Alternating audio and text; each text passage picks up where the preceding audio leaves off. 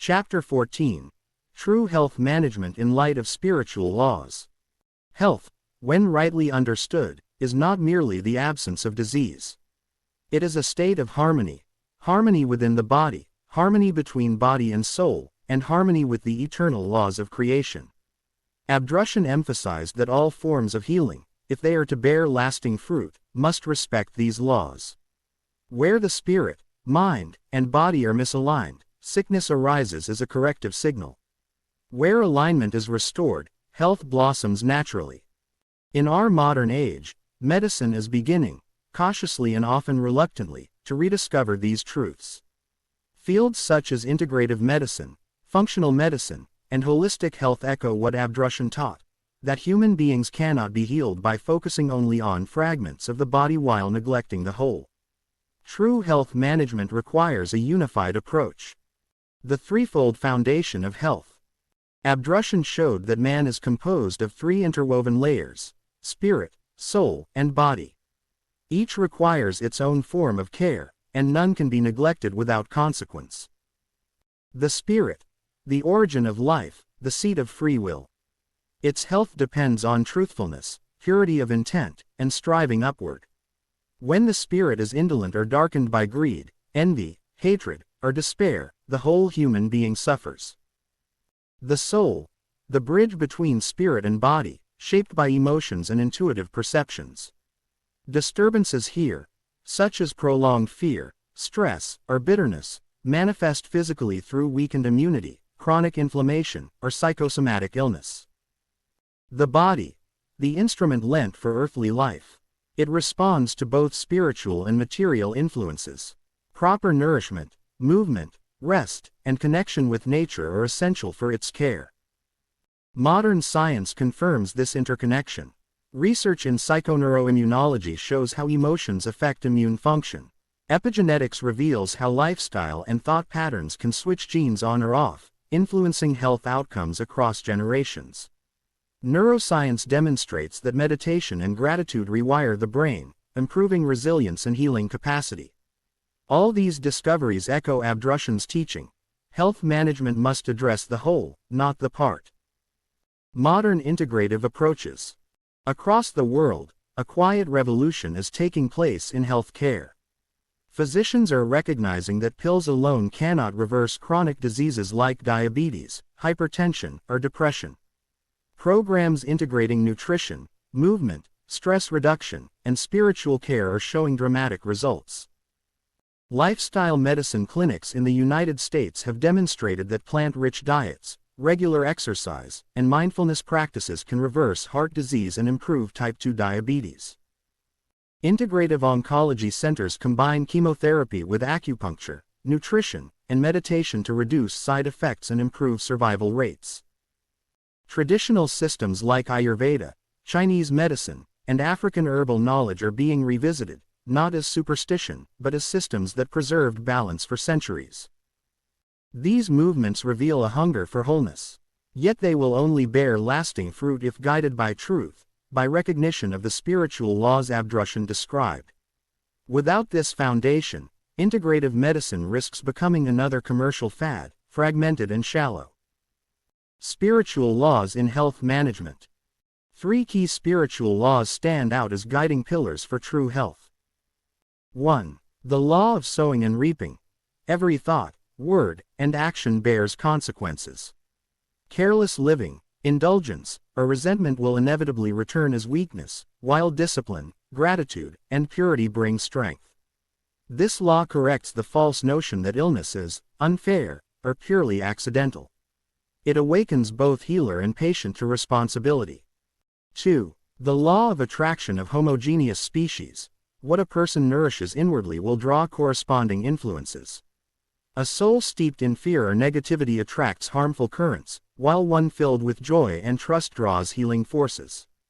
This principle underlies why community support, uplifting music, and inspiring environments accelerate recovery. 3. The law of movement. Stagnation brings decay, motion sustains life. This is true biologically: blood circulation, lymph flow, neural activity; psychologically, continuous learning, adaptation, and spiritually active striving, vigilance. Modern sedentary lifestyles, hours at desks, screens, and artificial environments, illustrate the dangers of ignoring this law. The way forward. True health management, then, is neither blind reliance on technology nor romantic nostalgia for ancient practices. It is the conscious alignment of modern knowledge with eternal truth. It calls for humility. Science must admit its limits, traditional healers must avoid superstition, and spiritual workers must not neglect material realities. When physicians integrate lifestyle medicine with reverence for spiritual laws, when patients take responsibility for their inner and outer lives, when societies create conditions that foster balance instead of disease, then health care will move from crisis management to genuine healing. In this vision, hospitals will become places of restoration, not only of broken bodies but of broken spirits. Families will once again be the first guardians of health through nurturing environments, wholesome food, and truthful example. And individuals, strengthened by the knowledge of creation, will live in a way that illness becomes less a constant threat and more a rare corrective. True health management is not invention, but remembrance. It is humanity's rediscovery of what the laws of life have always declared, that health is the fruit of harmony, and harmony is the fruit of truth. Chapter 15. The Limits of Human Knowledge in Healing. Throughout history, humanity has wrestled with the mystery of illness and healing. From the first herbal remedies passed down in oral traditions, to the dazzling advances of modern medicine, each generation has believed itself close to unlocking the final secrets of life.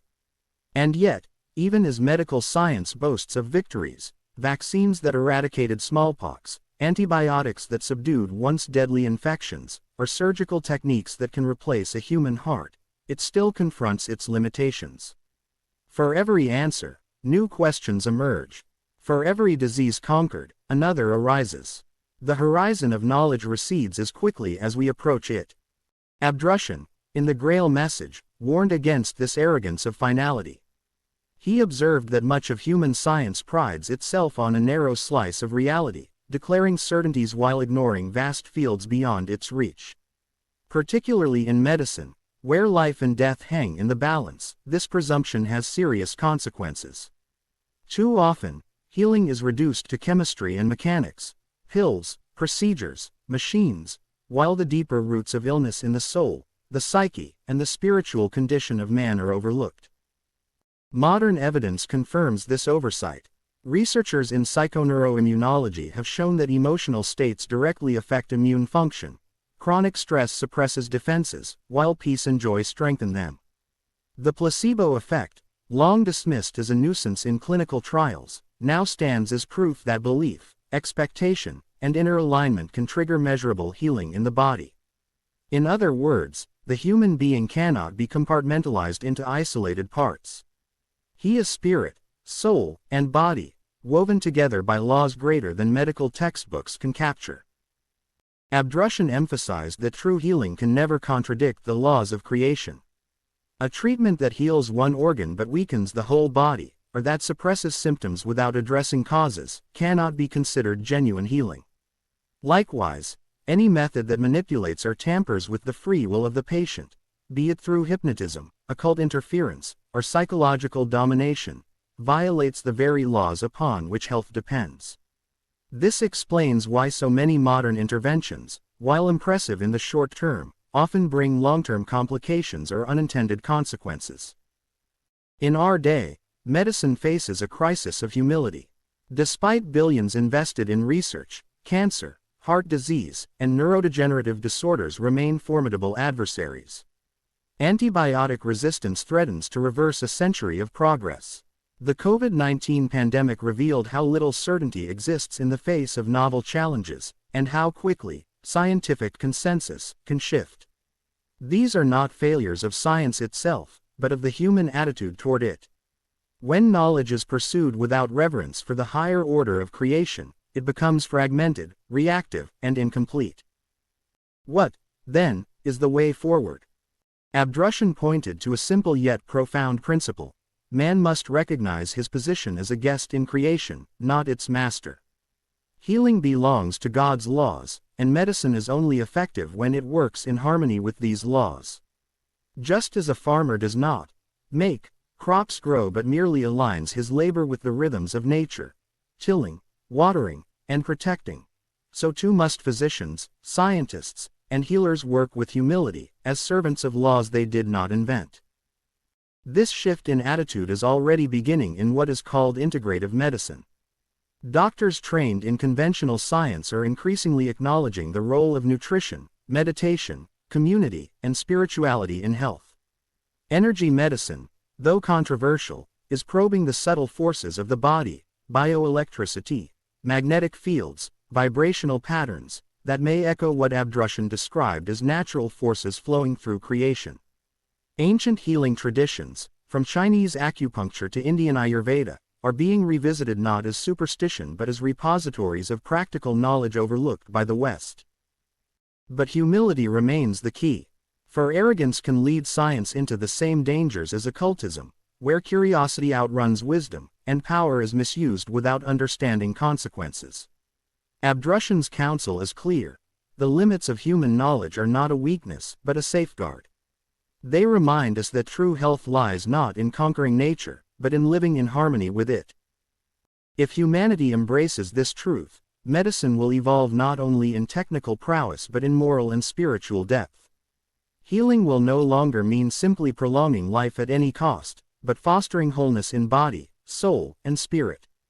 And in this, humility before the Creator's laws will prove the greatest breakthrough of all. Chapter 16. The Physician's Calling. In every age, healers have occupied a position of deep trust. From the shamans who interceded between their tribes and the unseen forces of nature, to the village midwives whose hands guided new life into the world, to today's surgeons performing heart transplants with robotic precision, the role of the physician has always carried both reverence and responsibility. Yet in our modern age, this calling is at risk of being reduced to mere technical service. Physicians are often pressured to see patients as cases, diagnoses, or data points in a system driven by insurance codes and hospital targets. The art of healing is at risk of being overshadowed by the mechanics of treatment. It is here that Abdrushin's words in the Grail Message cut deeply, reminding us that the physician's role is not a profession like any other, but a sacred vocation rooted in service to the laws of creation. To heal is to cooperate with God's will. For healing does not originate in man, it originates in the natural forces that sustain body and soul. The physician, then, is not the source of health but its steward. He is called to observe, to respect, and to align his knowledge and methods with the living currents that uphold life. When he forgets this, he falls into arrogance, claiming power he does not possess and meddling in realms he does not understand. Modern medicine, for all its sophistication, proves this truth. A doctor may set a bone, but he does not command the cells to knit it together. That is the Creator's law at work. He may stitch a wound, but it is not his needle that restores the flesh. He may administer medicine, but it is the body's own response, guided by natural laws, that affects recovery. Healing flows from above, through laws that remain unbroken, and the physician's calling is to be an instrument of these laws, not their master. This perspective restores dignity and humility to the healer's work. It transforms the act of medicine from a mechanical transaction into a spiritual service. The physician becomes, in essence, a bridge between patient and creation, between suffering and relief, between ignorance and understanding. His presence, his integrity, his reverence for life, all of these influence outcomes as much as his technical skill. Studies in patient-centered care affirm this. When doctors treat patients with compassion, listen attentively, and uphold dignity, recovery rates improve and trust deepens. Abdrushin also emphasized the danger of treating healing as a career pursued for profit, status, or power. A physician who enters the profession for these reasons has already distorted his calling. For he deals not with machines but with souls clothed in fragile bodies. To treat patients as commodities is to desecrate the very sanctity of life entrusted to his hands. The physician's reward, in truth, lies not in wealth or recognition, but in the profound privilege of serving God's laws through service to man. In this light, modern challenges take on a deeper meaning. Burnout among doctors, the depersonalization of patients, the flood of pharmaceuticals marketed for profit, all point to a loss of this sacred perspective. But renewal is possible. Just as medical schools now incorporate courses on ethics and empathy, so too must they return to the deeper foundation, that healing is not merely about extending life, but about fostering harmony of body, soul, and spirit. The true physician is, therefore, more than a technician. He is a guardian of trust, a servant of higher law, and a witness to the mystery of life. His hands may wield scalpels or stethoscopes, but his heart must remain tuned to the eternal. In this lies his greatness, not in conquering disease, but in humbly aligning himself with the Creator's will, so that health may blossom where it is permitted. The world longs for such physicians. Men and women who will see beyond the surface of symptoms, beyond the numbers and charts, to the human being standing before them, an eternal spirit walking through time, deserving of care that honors both flesh and soul. If medicine rediscovers this truth, it will not only heal bodies but uplift humanity itself. Chapter 17. The Patient's Role in Healing. In the drama of healing, much attention is given to the physician, his knowledge, his decisions, his interventions. Yet Abdrushin reminds us that healing is never a one-sided process. No physician, no medicine, no operation can succeed if the patient himself resists or neglects the laws that sustain life. Health is not something that can be given, it is something that must be cultivated. This truth is seen daily in clinics and hospitals. A surgeon may repair a heart, but if the patient returns to a lifestyle of stress, poor diet, and bitterness, the disease will return.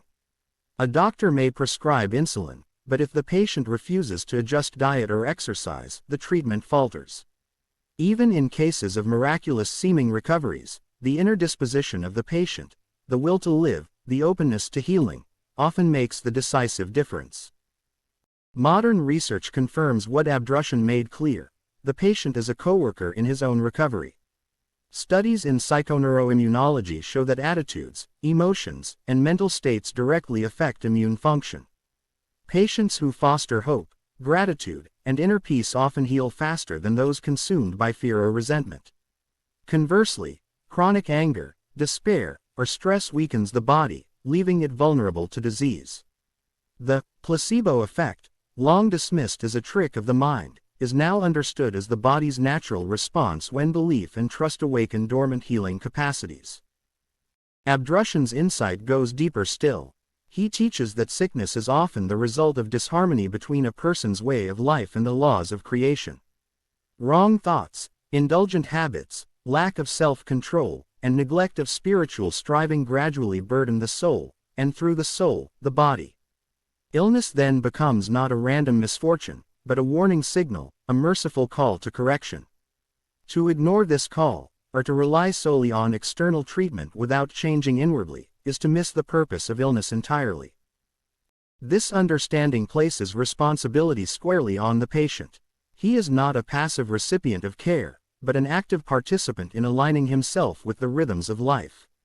Proper rest, nourishing food, clean surroundings, and moderate activity are not optional, they are obligations before the laws that uphold health.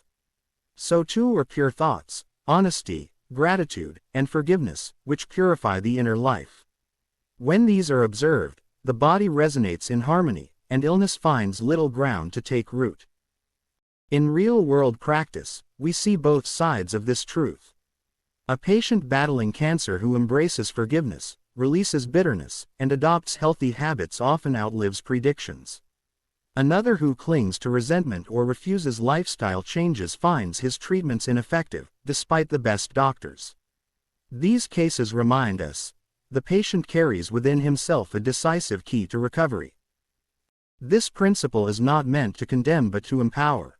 Too often patients feel helpless, at the mercy of doctors, medicines, or fate. But when they recognize their role, they awaken to strength. They learn that every thought, every choice, every act of self-care contributes to healing. They discover that health is not merely the absence of disease, but the presence of harmony between body, soul, and spirit. For the earnest patient, then, the path forward is clear. Take responsibility for your health, not leaving it entirely in the hands of others. Live in accordance with natural and spiritual laws, respecting the body as a temple and the soul as eternal. Cultivate inner peace, trust, and gratitude, knowing these are not sentimental luxuries but powerful forces of renewal. Work with the physician, not against him, by aligning lifestyle and will with the treatment being offered. When patient and physician both fulfill their roles, one is a sacred servant of the laws, the other is a responsible steward of his own body, healing unfolds in its truest sense. For in such harmony, the laws of creation can work unhindered, and health, in its deepest meaning, can blossom again. Chapter 18. Illness is a call to awakening. When illness strikes, the first response of most people is fear or resentment. Why me? They ask, as though struck by an arbitrary misfortune. Some feel punished by fate, others betrayed by their own bodies. Yet Abdrushin explains that illness is neither accident nor punishment. It is a signal, an urgent message that something within has fallen out of harmony with the laws of creation. In his lectures, Abdrushin shows that life is governed by immutable laws, like the law of gravity or sowing and reaping. When human beings live in accordance with these laws, physically, mentally, and spiritually, health and vitality flow naturally. But when we disregard them through indulgence, neglect, or ignorance, imbalance arises. Illness then appears not as cruelty but as a merciful corrective, a warning light on the dashboard of life. Modern psychosomatic medicine increasingly confirms this view. Researchers have discovered how unresolved emotional conflict, suppressed grief, or chronic stress manifests physically: ulcers, hypertension, heart disease, weakened immunity. The American Psychological Association notes that nearly 80% of primary care visits are related to stress-induced conditions. Similarly, the World Health Organization now speaks of social determinants of health, poverty, loneliness, addiction, acknowledging that illness often grows from disharmony in ways of living, not mere biology. One striking example comes from studies on heart disease. Beyond cholesterol or genetics, researchers find that hostility and chronic anger are powerful predictors of cardiac events. Another study of cancer patients revealed that those who found meaning and reconciliation in their illness had significantly better survival rates. What science is slowly piecing together, Abdrushin already clarified. The body reflects the state of the soul, and illness is a wake-up call for both. This understanding transforms the way illness should be approached.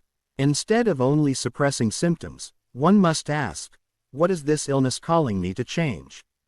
Perhaps it is a warning to slow down from relentless overwork.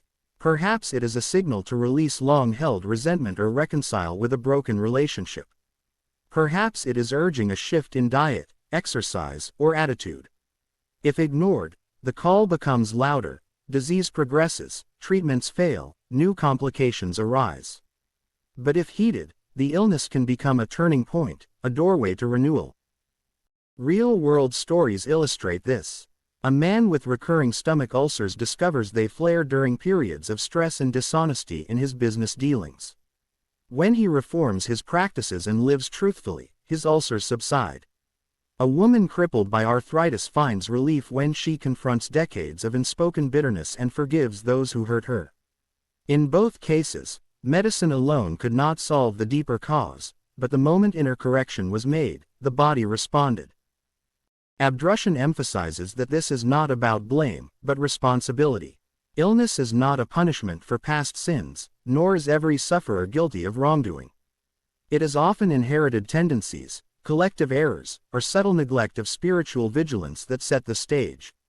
Yet even then, illness remains purposeful: to awaken, to warn, to redirect life toward harmony. This perspective offers hope. No illness, however severe, is meaningless. Even when physical cure is not possible, inner healing, peace, reconciliation, surrender to God's will, can be achieved. Countless testimonies show how patients facing terminal illness found profound transformation, becoming radiant with serenity and love in their final days. What medical science calls acceptance, Abdrushin shows as alignment with the laws of creation. For today's physicians, healers, and seekers, this calls for a radical shift. Health care cannot stop at treating symptoms, it must also help patients interpret illness as a message. Psychologists, spiritual counselors, and medical practitioners are beginning to explore this holistic approach, blending medical treatment with attention to emotional, social, and spiritual factors. This movement echoes the Grail Message's timeless truth: illness is not an enemy to be crushed, but a teacher to be listened to. Thus, the way forward lies not in denial or rebellion, but in humility.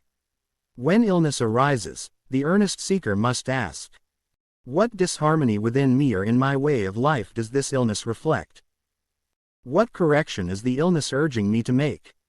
How can I use this experience to deepen my connection with God and live more truthfully? In such questions lies the awakening.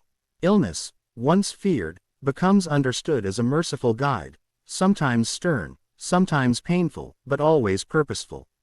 And through this awakening, man learns once more to walk in harmony with the eternal laws of life. Chapter 19. The Limits of Human Intervention in Healing.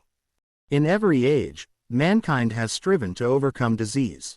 From the herbs of ancient healers to the advanced surgeries of today, the history of medicine is one of relentless pursuit.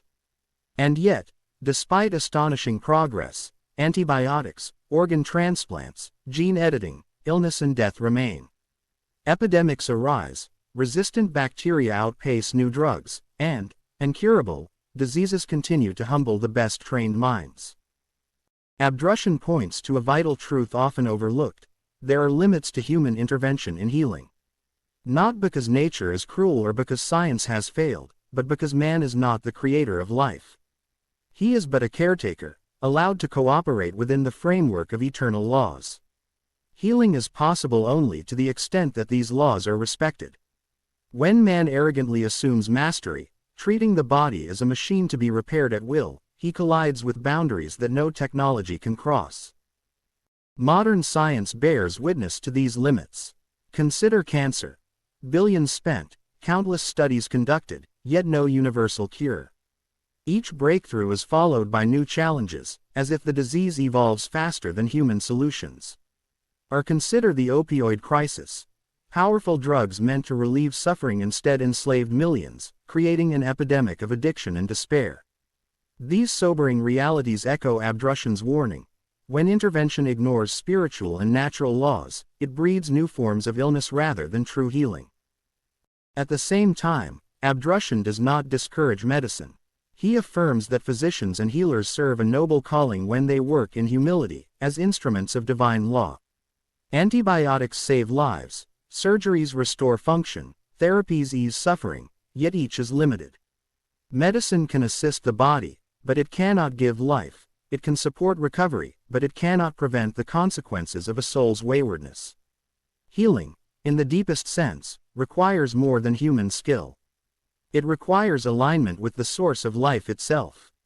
This truth becomes clear in cases where medicine reaches its boundary. A patient with terminal illness may be told, "There is nothing more we can do."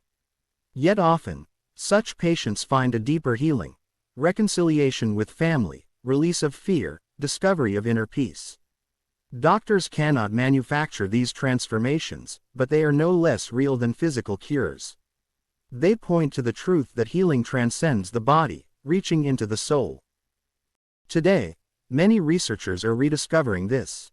The field of palliative care emphasizes dignity, compassion, and meaning at the end of life. Psychoneuroimmunology reveals how spiritual practices like meditation and prayer measurably strengthen the immune system. Studies of near-death experiences challenge the notion that consciousness ends with brain activity, suggesting dimensions of life beyond the reach of instruments. Each of these developments testifies to the limits of human intervention and the necessity of humility before higher laws. Abdrushin calls this humility a sacred duty. Physicians, scientists, and patients alike must recognize that health is not manufactured but granted in accordance with divine law. To work against these laws, whether by reckless experimentation, exploitation of human bodies for profit, or tampering with free will through hypnosis and manipulation, is to invite consequences more grievous than the illness itself. But to work within them, in reverence and obedience, is to become a channel through which true healing flows. Thus, the limits of human intervention are not barriers but guides. They remind us where man's role ends and where God's begins. They protect us from arrogance and call us to cooperation with creation. They invite us to see every medical breakthrough not as proof of man's supremacy, but as evidence of the wisdom embedded in the laws we are only beginning to uncover. The way forward, then, is clear. Physicians must temper knowledge with humility. Patients must temper expectations with responsibility. And society must temper ambition with reverence for the sanctity of life. Only then will medicine advance not in defiance of higher laws, but in harmony with them. And only then will healing in its fullest sense, body, soul, and spirit, become attainable. Chapter 20. The interplay of spirit and body in healing. In our age of advanced medicine, the human body is often viewed as a machine. Organs are treated like parts, diseases like malfunctions, and doctors like mechanics. Yet this reductionist view leaves a haunting gap. Why do two patients with the same diagnosis, receiving the same treatment, respond so differently? Why does one recover swiftly while another declines? Why do some survive against all odds while others falter? Abdrushin offers the answer with clarity. The spirit is the true driver of health. The body is but an instrument, a vessel through which the spirit expresses itself. Where the spirit is strong, clear, and aligned with the laws of creation, the body resonates in harmony. Where the spirit is burdened, confused, or estranged from these laws, the body falters. Illness, then, is not merely a breakdown of flesh but a reflection of disharmony in the inner life. Modern research increasingly affirms this principle. The science of mind-body medicine has shown how thoughts, emotions, and spiritual attitudes exert measurable effects on physical health. Stress, fear, and hopelessness weaken immune function, elevate inflammation, and hasten disease progression. Conversely, gratitude, resilience, and faith strengthen immunity, regulate hormones, and support recovery. Even mainstream institutions like Harvard Medical School now teach courses on how meditation, prayer, and mindfulness influence biology. Consider the case of heart disease. Doctors once thought diet and cholesterol were the main culprits. But now, hostility, depression, and loneliness are recognized as equal or greater predictors of heart attacks. Cancer research reveals a similar pattern. Patients who maintain hope, forgiveness, and joy often live longer and respond better to treatment. These are not coincidences. They are echoes of the law Abdrushin proclaimed. The state of the spirit shapes the state of the body. Yet this interplay is not one-sided. The body, too, influences the spirit.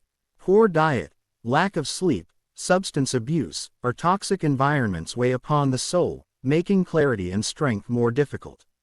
A foggy, exhausted brain struggles to hold uplifting thoughts.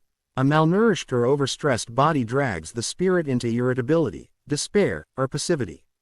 Thus, spirit and body form a partnership, each affecting the other, for good or ill. This insight has profound implications for healing. A physician who treats only the body ignores the greater part of the patient's reality. A counselor who ignores the physical state of the body overlooks the foundation upon which the spirit must act. True healing, therefore, must embrace both, supporting the body while guiding the spirit back into harmony. Abdrushin's teaching here is a corrective to extremes. He warns against purely materialistic medicine that denies the spirit, but also against fanatical spiritualism that neglects the body. Health lies in balance. The spirit directing, the body serving, both aligned with the divine laws that sustain life. In real-world practice, this harmony is being rediscovered. Integrative medicine combines standard therapies with nutrition, exercise, stress management, and spiritual care. Hospitals now employ chaplains, meditation coaches, and art therapists alongside surgeons and pharmacists.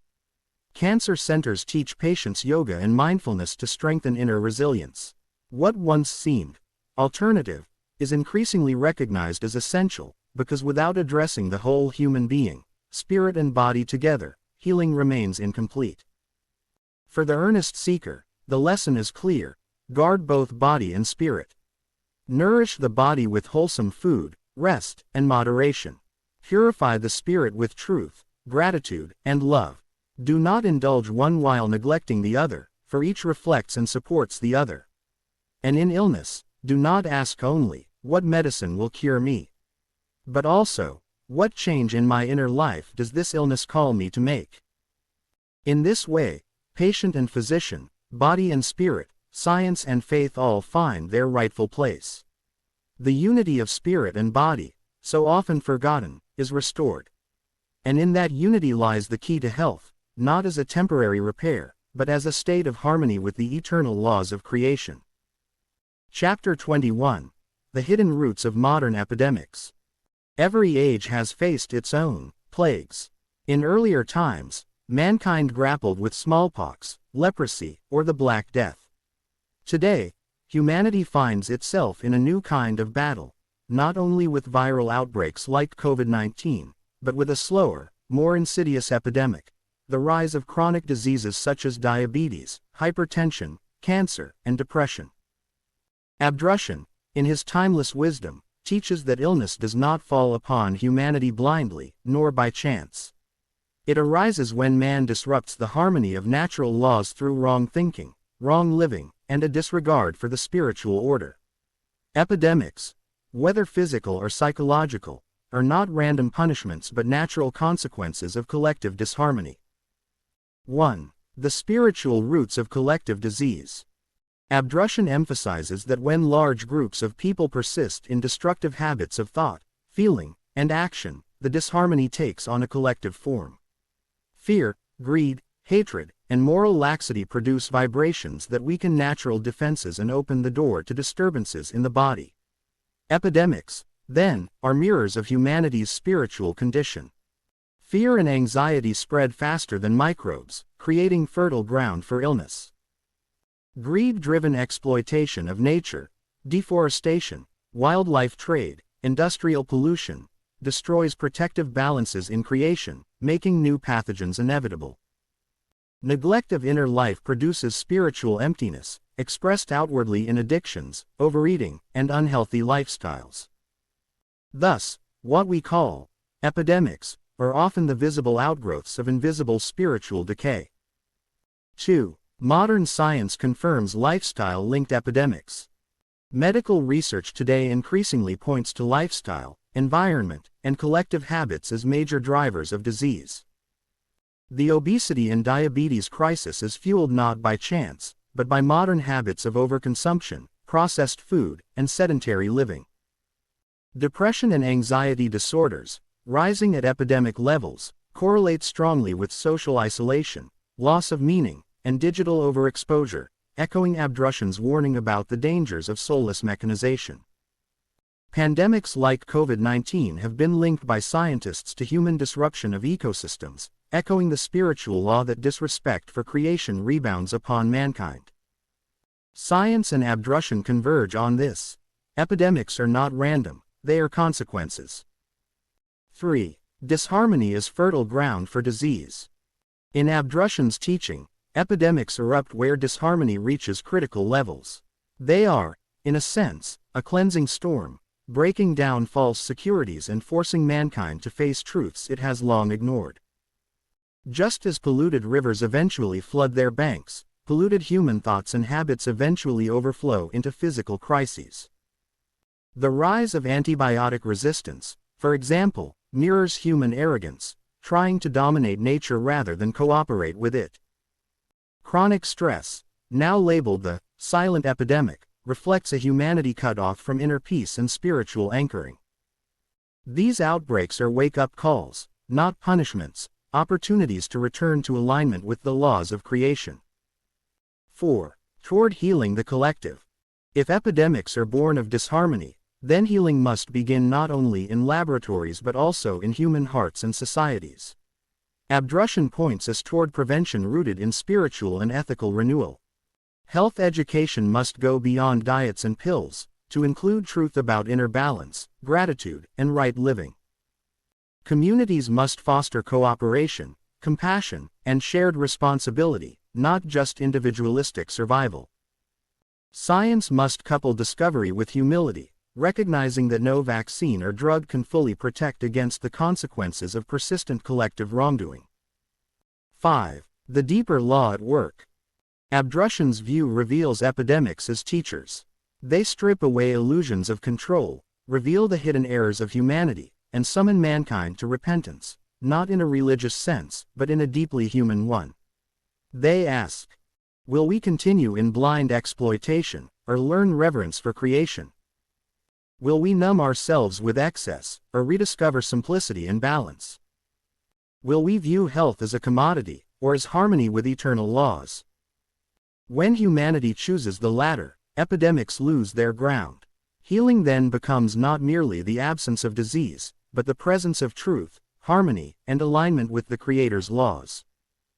Conclusion. The way forward in healing. The journey through these pages has shown us what Abdrushin illuminated nearly a century ago, that true healing is not a technical procedure, nor a matter of chance, nor something that can be bought in vials and bottles alone. It is a restoration of harmony between spirit, soul, and body within the unchangeable laws of creation. Illness, whether physical or psychological, is rarely an enemy in itself. It is a messenger, a signpost pointing to disharmony. To silence the messenger without heeding the message is to court deeper suffering. Reclaiming wholeness. Modern medicine has achieved miracles of its own.